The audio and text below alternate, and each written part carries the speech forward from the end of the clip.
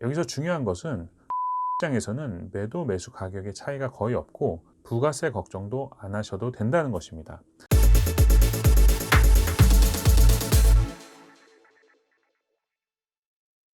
안녕하세요, 한동화입니다. 오늘은 금적의 비밀을 일부만 공개해 보도록 하겠습니다. 금적이라는 것은 제 유튜브에서 30만 조회수를 기록하고 있는 금투자에 관한 이야기입니다.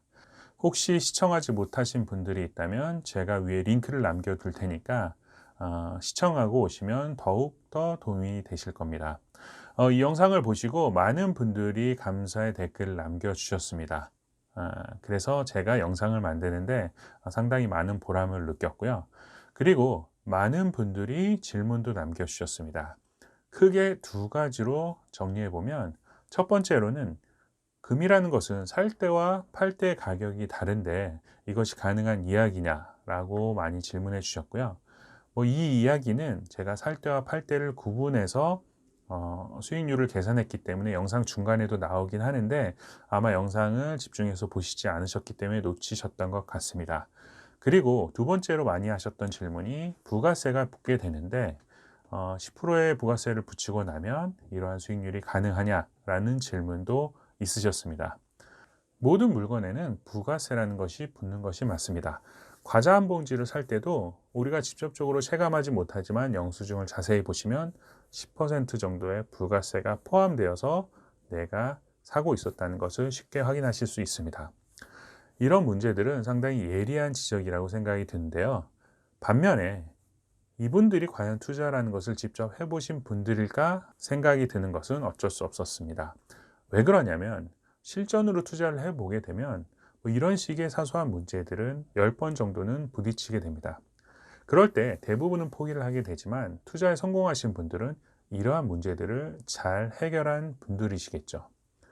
베스트셀러인 몰입이라는 책도 제가 간단하게 정리를 해보면, 단 한 가지 문제에 대해서 몰입해서 생각을 해보게 되면 그 생각한 만큼, 시간을 들인 만큼 신기하게도 길을 찾게 된다는 내용입니다. 예를 들어서 사과를 팔아서 돈을 벌고 싶은 사람이 정말 사과를 싸게 사기 위해서 어떤 과정들을 거치지 않고 일반 과일 가게에 가서 사과를 사온다면 이윤을 많이 남길 수 있을까요? 내가 사과 장사를 하고 싶다면 최소한 도매상 가서 사과를 사과야 이윤을 많이 남길 수 있을 것입니다. 매수 매도 가격이 다르다고 말하시는 분들이나 부가세 걱정하시는 분들은 과일 가게에서 사과를 사와서 팔아보겠다고 생각하시는 분들이라고 감히 단언하고 싶습니다. 투자를 안 해보셨거나 고민을 안 해보셨다는 의미일 수 있습니다.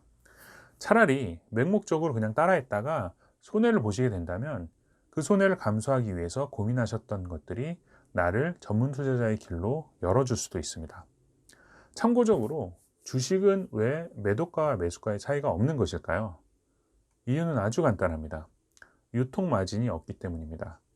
엄밀히 말하면 유통 마진이 아예 없는 것은 아니지만 사는 사람과 파는 사람이 한 곳에서 거래가 이루어지기 때문에 중간에 마진이 없는 것입니다. 만약에 주식을 모르는 사람이 내가 마진을 붙여서라도 주식 투자를 하고 싶다. 그래서 마진을 붙이는 것이 우리가 소위 말하는 펀드입니다. 주식을 잘 몰라도 투자 수익을 남기고 싶은 분들이 가입하는 것이 펀드입니다. 대신에 증권사의 유통수수료는 반드시 지불하는 구조라고 정리해 볼 수 있겠습니다. 다시 본론으로 돌아와서 간단한 방법만 연구해 보고 생각해 보면 위의 문제는 쉽게 해결이 됩니다. 자, 이 그림을 한번 보시죠.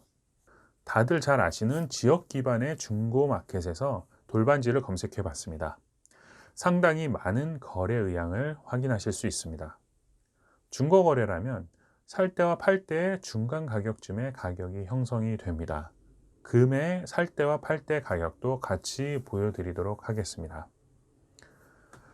언뜻 보기엔 시세보다 비싸게 중고시장에 나와 있는 것 같긴 하지만 온라인의 시세와 현물의 시세는 가격 차이가 조금 있기 때문에 그것을 감안해 보시면 살 때와 팔 때의 중간 가격 정도가 중고 마켓에서 가격이 형성된다고 보시면 될 것입니다. 여기서 중요한 것은 중고 시장에서는 매도 매수 가격의 차이가 거의 없고 부가세 걱정도 안 하셔도 된다는 것입니다. 그렇다면 이런 질문을 예상해 볼 수 있습니다. 중고마켓의 물건을 믿을 수 있느냐? 만약에 믿을 수 없었다면 시장이라는 것이 형성이 되지 않았겠죠. 예를 들어서 100만 원짜리 아이패드를 포장만 뜯었다고 중고나라에서 80만 원에 거래가 되는데 30만 원짜리 금은 왜 안 될 것이라고 생각하십니까?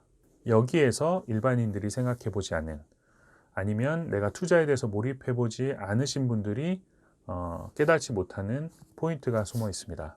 금이라는 것은 귀금속에 속한 건 맞지만 우리가 수익률로 따지면 그냥 거래 상품으로 단정 지을 수 있는 것도 사실입니다.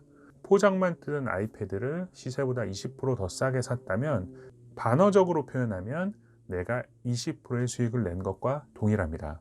금이라는 것도 정식 마켓에서 사게 되면 살 때와 팔 때에 대한 시세를 고스란히 리스크로 감당을 해야 되지만 이러한 중고 마켓을 통한 거래는 그런 부분에 대한 리스크를 해지할 수 있습니다. 그리고 이런 생각도 가능하겠죠. 금을 내놓으시는 분의 입장이라면 몇만 원 더 벌어보겠다고 금 모조품을 만든다는 것 자체가 더 귀찮아지지 않을까요? 물론 수백, 수천만 원짜리의 골드바를 사신다면 적용되는 이야기가 아닐 수도 있습니다. 하지만 직장인들이 한 달에 적금하듯이 금을 사 모으는 정도라면 중고거래는 크게 위험하지 않다고 생각합니다. 그리고 이 정도의 리스크도 없이 모든 것을 만족하는 수익률을 내 앞에 가져와라 라고 하는 것은 욕심일 수밖에 없습니다. 앞서 말씀드린 사과 장사도 재고의 위험을 감수해야만 도매상으로부터 사과를 사올 수 있고 그에 따른 많은 이익을 창출할 수 있는 것입니다. 하이 리스크 하이 리턴은 진리입니다. 혹여 리스크 없는 수익이 있다면 그것은 특권을 누리는 시장이거나 아니면 일시적으로 형성된 시장일 것입니다. 오늘 제가 말씀드린 내용이 투자의 마인드에 있어서는 핵심적인 부분이라고 생각이 듭니다. 남들 다 하는 대로 해서 수익을 기대할 수 없고 다양한 몰입을 통해서 자신만의 노하우를 만들고 그 문제를 해결했을 때 괄목할 만한 성장이 따르게 되어 있습니다. 어떤 분야든 다 마찬가지입니다. 부동산 경매도 처음에 배우시면 90% 정도는 시도조차 안 해보고 머리로만 생각하다가 그 리스크에 부딪혀서 그만두게 됩니다. 나머지 10% 정도 중에서도 그 몇 번의 리스크를 만나게 되면 그대로 그만두게 됩니다. 나머지의 5% 미만의 사람들이 그 시장에서 주기적으로 수익을 얻게 될 수 있습니다. 그래서 지인들이 저에게 금 투자를 물어본다면 저는 무조건 일단 사보라고 합니다. 손해를 보면 당장은 손해인 것 같지만 그것이 수업료가 되어서 전문 투자자로 만들어줄 수도 있습니다. 지금 당장 핸드폰에서 중고 마켓, 특히 지역 기반 서비스를 하는 중고 마켓에서 돌반지나 어떤 금을 검색해 보시면 거기에 나오는 매물들은 매수가와 매도가가 차이가 없는, 그리고 부가세가 붙지 않는 상품입니다. 오늘 준비한 내용은 여기까지입니다. 다음에 더 좋은 내용으로 찾아뵙도록 하겠습니다. 감사합니다.